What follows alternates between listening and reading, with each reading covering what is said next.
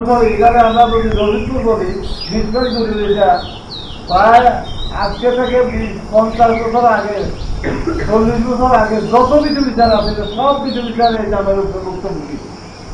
রশিদপুর বাগানে শিকার হয়, রশিদপুর বাগানে গাছ কাটা যায়, হাতিমারা হুমজিতে গাছ কাটা যায়, ওই দিনও মোবাইলে আছে হাতিমারা চা বাগানে গাছ কাটা যায়, শিকার করা যায়, কামাই করা সব কিছু হয়। পরে রশিদপুর বিধি বিচার হচ্ছে। প্রকৃতি আমাদের অস্তিত্বের মূল ভিত্তি। গাছ, পাহাড়, নদী, পশু পাখি আর জীববৈচিত্র্য মিলেই গড়ে উঠে আমাদের পরিবেশের ভারসাম্য। আর সেই ভারসাম্য রক্ষা করতে সিলেট বন বিভাগের কালেঙ্গা রেঞ্জের রশিদপুর বিটে অনুষ্ঠিত হলো একটি গুরুত্বপূর্ণ মত বিনিময় সভা। জীববৈচিত্র্য সংরক্ষণ, পরিযায়ী বা অতিথি পাখি শিকার বন্ধ, বন্যপ্রাণী সংরক্ষণ এবং বন অগ্নিসংযোগ প্রতিরোধ এ বিষয়ে সামনে রেখে আয়োজন করা হয় এই মত বিনিময় সভা।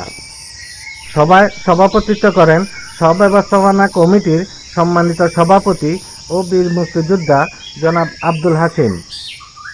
প্রধান অতিথি হিসেবে উপস্থিত ছিলেন সহকারী বন সংরক্ষক জয়নাল আবেদিন মহোদয় হবিগঞ্জ।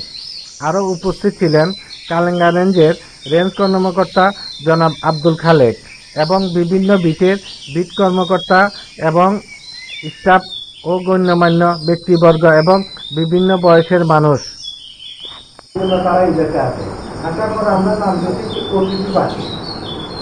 আমাদের বাড়িতে একজন মেহমান আসছে, মেহমান আমরা কি বলি? অতিথি বলি না? আমরা কি অতিথিকে তারা সম্মান করি, সম্মান করি, আদর করি। আমরা এই অতিথি নাম দেওয়ার কারণে আমরা তাদেরকে আদর করি, সম্মানের সাথে তাদেরকে আমরা রাখি। এটাই তো। এখন আমরা অতিথি পাখির সম্পর্কে দুঃখিত যে কেন তারা আছে এবং এই তাদেরকে আমরা কি যত্ন করতে পারি, এটা তো অবশ্যই। এখন কথা তারা আসছে আমাদের লাভ পাখি, আমরা আসলে আমাদের ক্ষতিটা কি? তারা আসলে দেখেন আমাদের জমিনে আপনারা অনেক কৃষককে ব্যক্তির জমিনে ইয়ে দেয়, ডাল গাড়িয়া দেয়। ডাল গাড়িয়া দেয় না? ডাল গাড়া অর্থটা কি? পাখি বসার জন্য। পাখি বসে কি হবে? পোকামাকড়ে ওই পোকামাকড় বসবে, পাখি বসবে, পোকামাকড় খাবে।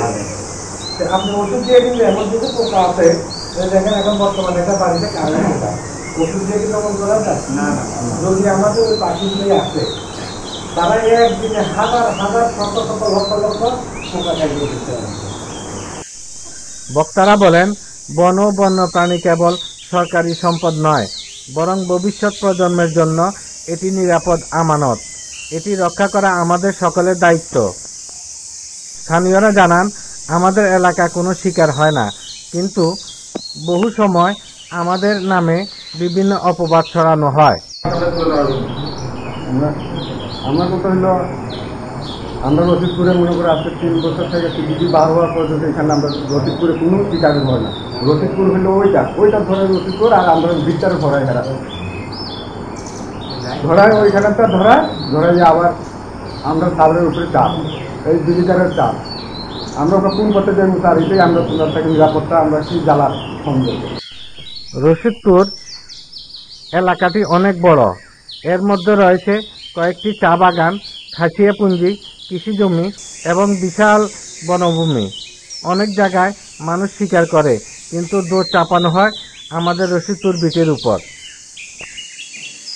সবাই স্থানীয় জনগণ এবং বন বিভাগের কর্মকর্তা কর্মচারীরা একসঙ্গে প্রতিশ্রুতি দেন, শিকার নয় সংরক্ষণ, বন আগুন নয় নিরাপত্তা, অপবাদ নয় সত্য ও সহযোগিতা। পাহাড়, বন আর প্রকৃতি আমাদের জীবনের অংশ। এই বনে আছে অসংখ্য পাখি, পশু, ঔষধি গাছ, জীবনের অন্যান্য সমন্বয়। এই সম্পদ রক্ষা না করলে ভবিষ্যৎ প্রজন্ম একদিন বইয়ে ছবি দেখবে, কিন্তু বাস্তবে খুঁজে পাবে না। গরমছড়ি শুধু একটি এলাকা নয়, এমন একটি স্থান যেখানে মানুষ এবং প্রকৃতি একসঙ্গে বাঁচতে চায়।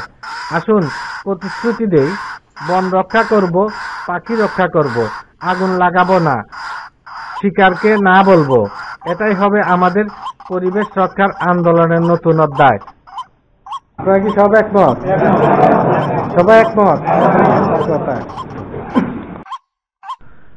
প্রকৃতি রক্ষা মানে ভবিষ্যৎ রক্ষা, শিকার নয়, সংরক্ষণ হোক আমাদের পরিচয়। পরিবেশের আলো।